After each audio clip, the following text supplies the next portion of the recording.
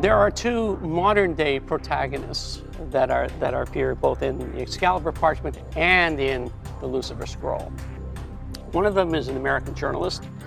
The other one is a Welsh professor. The American journalist is I think, probably typical of many men especially, but probably women as well. Modern, career-oriented people. Stone has gone through loss. He's lost his parents. He's gone through all kinds of failed relationships. And he has created an armor about him, a steel wall that protects him. He will not allow people to connect with him because that only brings hurt. That only brings pain. He's not going there. So he's built this shell around him. And he is now in a situation where he actually has to let people into his life.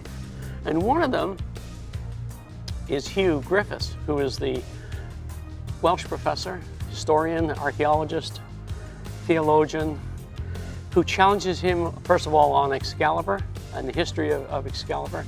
And together they set out in a manhunt and in a chase, or a quest, if you will, to find and protect Excalibur from the Druids, to keep them away so that they cannot take power and seize power using this icon.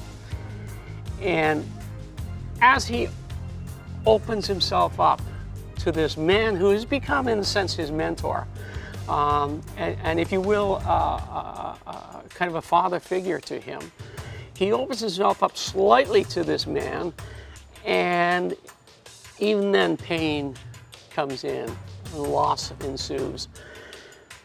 And at the same time as he's dealing with those issues, Hugh's daughter, Mandy, also a professor, comes into the scene, and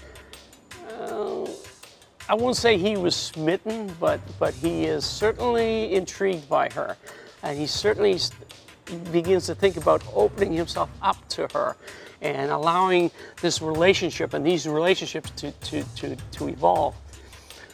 Out of all of them, Stone Wallace is absolutely a man in and of himself and has a strength in himself and his belief in himself.